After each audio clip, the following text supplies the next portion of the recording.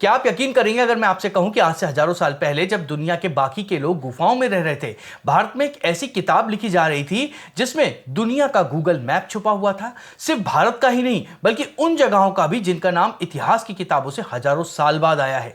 सोचिए, बिना सैटेलाइट, बिना जीपीएस और बिना हवाई जहाज के किसी को कैसे पता चल सकता था कि भारत से हजारों मील दूर समुद्र के बीचों बीच में इंडोनेशिया है। कैसे पता हो सकता था कि अगर आप और आगे जाएंगे तो आपको एक ऐसा विशाल पहाड़ मिलेगा जो आज के साउथ अमेरिका में है। और सबसे डरावना सवाल, अगर रामायण में लिखी ये जगहें सच है तो क्या पाताल लोक की वो कहानियां भी सच है जिसे हम आज तक सिर्फ जादू टोना समझते आ रहे हैं? क्या रावण का साम्राज्य सिर्फ लंका तक सीमित नहीं था? क्या उसका कनेक्शन आज के अमेरिका से भी था?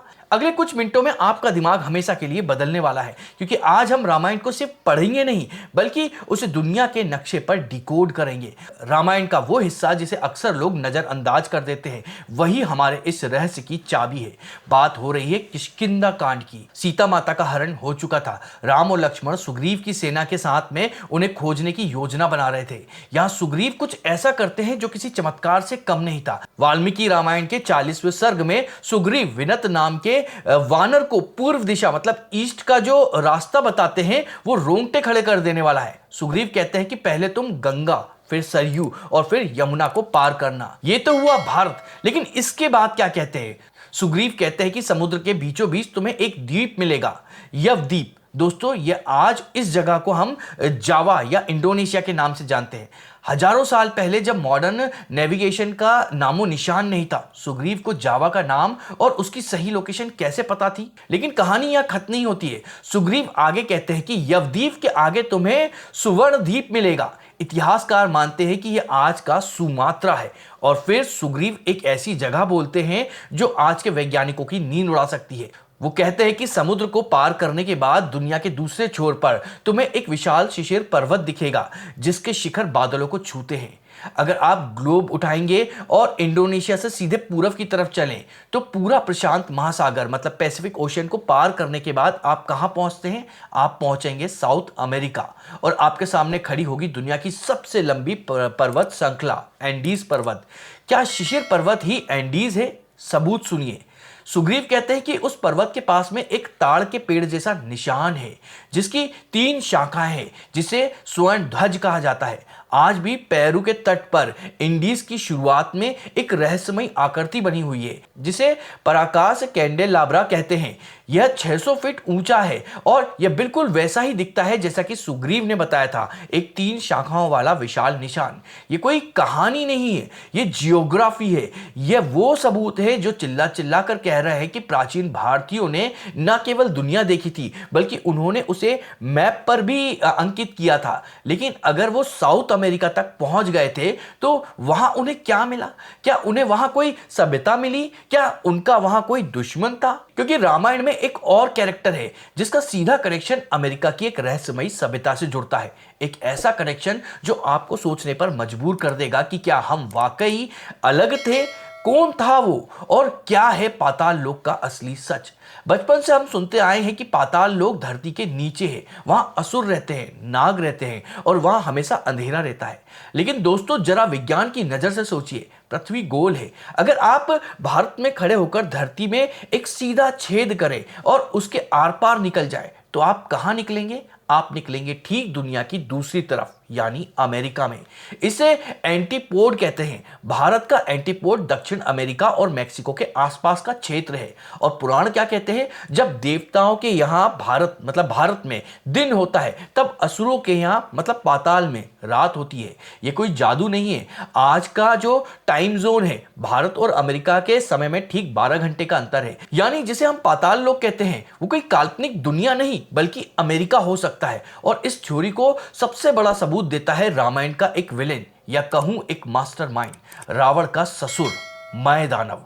मयदानव असुरों का आर्किटेक्ट था। उसने सोने की लंका बनाई थी। उसने देवताओं के उड़ने वाले शहर त्रिपुर बनाए थे। लेकिन उसका नाम गौर से सुनिए, मय। और जब जरा दुनिया के नक्शे पर मेक्सिको और मध्य अमेरिका को देखिए, वहां कौन सी प्राचीन सभ्यता फलती फूलती थी? माया सभ्यता, माया सिविलाइजेशन। क्या ये सिर्फ एक इत्तेफाक है कि असुरों का आर्किटेक्ट ही मय है और अमेरिका की सबसे बड़ी सभ्यता भी माया है? चलिए इसे सिर्फ नाम का इत्तेफाक मान लेते हैं, लेकिन इसके काम का क्या?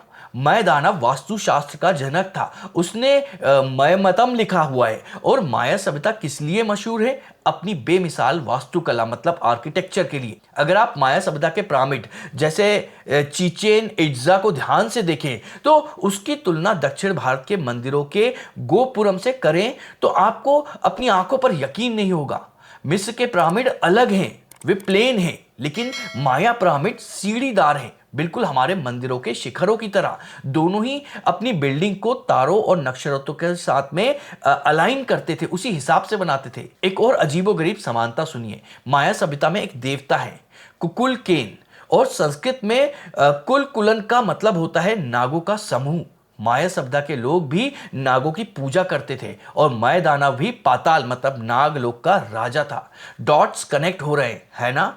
ये सब इशारा कर रहा है कि रामायण काल में भारत और अमेरिका के बीच में संपर्क था। शायद मय दानव जैसे लोग अपनी टेक्नोलॉजी और ज्ञान लेकर वहां गए और वहां नई सभ्यता की नींव रखी। लेकिन मैं जानता हूं कि आप क्या सोच रहे होंगे। ये सब तो ठीक है, लेकिन क्या इसका कोई लिखित सबूत है? कोई ऐसा पत्थर या किताब जिस पर साफ साफ लिखा हो कि हाँ हम जुड़े हुए थे? हाँ है, और वो सबूत भारत में नहीं है और ना ही वो अमेरिका में है।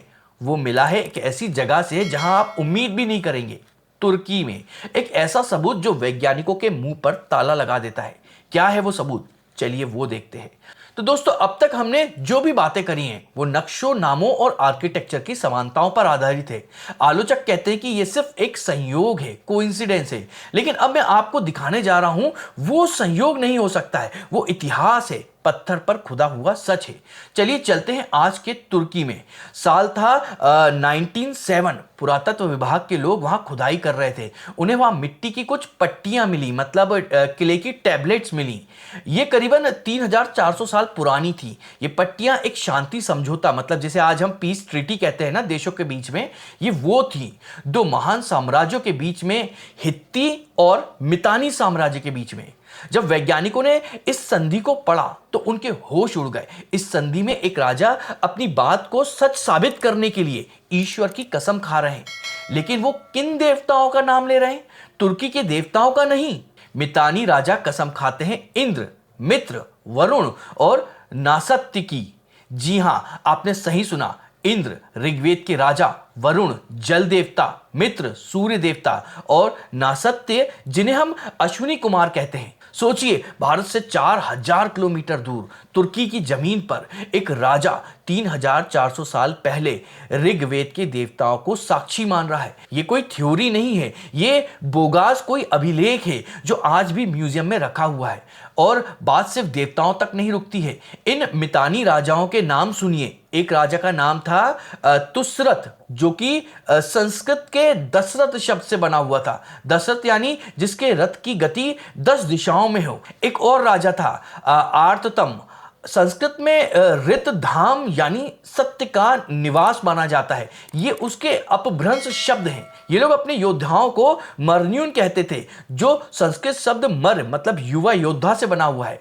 वहां घोड़ों की ट्रेनिंग का एक मैनुअल मिला है जिसे किक कुली ने लिखा था। उसमें गिनती कैसी लिखी हुई है पता है आपको? 1, 13। 1 मतलब 1, 13 जो कि 3 जैसा, मतलब 3 को कहा जाता है। पंच जो कि 5 को कहा जा रहा है वहां पे। सत जो कि 7 को कहा जा रहा है। ये तो पूरी की पूरी संस्कृत की ही गिनती है। ये सबूत चिल्ला चिल्ला कर कह रहे हैं कि जिसे हम भारतीय संस्कृति कहते हैं वो कभी सीमाओं में कैद नहीं थी। उसका विस्तार पश्चिम में तुर्की से लेकर पूर्व में इंडोनेशिया और शायद उससे भी आगे तक था। यह एक ऐसा सच है जिसे हम भूल चुके हैं। लेकिन सवाल यह है कि अगर हम इतने जुड़े हुए थे, अगर पूरी दुनिया में एक ही संस्कृति की छाप थी, तो फिर हम टूट कैसे गए? ये सब खत्म कैसे हुआ? और आज 21वीं सदी में इस पुराने सच को जानने का हमारे लिए क्या मतलब है? क्या हम फिर से जुड़ रहे हैं? सुग्रीव का मैप अमेरिका के पिरामिड और तुर्की के इंद्र वरुण के नाम ये बिखरे हुए टुकड़े नहीं हैं। अगर आप इन्हें जोड़ें तो एक बहुत बड़ी तस्वीर सामने आती है। इतिहास की किताबों ने हमें पढ़ाया कि प्राचीन सभ्यताएं अलग अलग थीं। भारत अलग था, मेसोपोटामिया अलग था और अमेरिका तो बिल्कुल अनजान देश था। लेकिन रामायण हमें एक अलग कहानी बताती है। ये कहानी एक ऐसी दुनिया की है जो बटी हुई मतलब डिवाइड नहीं थी, बल्कि जुड़ी हुई थी, कनेक्टेड थी। जैसे आज इंटरनेट ने पूरी दुनिया को जोड़ा है, वैसे ही हजारों साल पहले संस्कृत और वैदिक संस्कृति ने इंसानियत को एक सूत्र में पिरो रखा था। यह कोई साम्राज्य एम्पायर नहीं था जिसे तलवार के दम पर जीता गया हो। यह एक सांस्कृतिक नेटवर्क था, कल्चर नेटवर्क था। व्यापारी, ऋषि मुनि और कलाकार बिना पासपोर्ट और वीजा के ज्ञान का आदान प्रदान करते थे। तो फिर यह सब खो कैसे गया? शायद कोई बड़ी प्राकृतिक आपदा आई हो, कोई महाप्रलय जिसने समुद्र के रास्ते को विलुप्त कर दिया हो। सभ्यताएं टूट गईं, संपर्क टूट गए और हम अपनी अपनी छोटी छोटी दुनियाओं में सिमट कर रह गए। हजारों साल बीत गए, हम भूल गए कि हम कभी एक थे। रामायण, महाभारत और पुराण उस भूली हुई सुनहरी दुनिया की यादें हैं।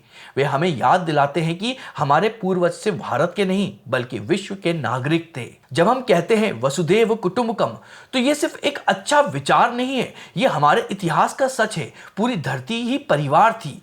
आज जब आप इस वीडियो को देख रहे हैं तो गर्व महसूस कीजिए। रामायण को सिर्फ एक धर्म ग्रंथ मत मानिए, यह हमारे ग्रह के सबसे पुराने और सबसे महान इतिहास का दस्तावेज है। एक ऐसा इतिहास जो बताता है कि सत्य सनातन है, जो कल भी था, आज भी है और चाहे सभ्यताएं कितनी भी बदल जाएं, वो हमेशा रहेगा।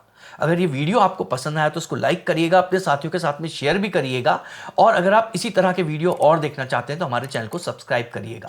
तो चलिए मिलते हैं अगले किसी वीडियो में।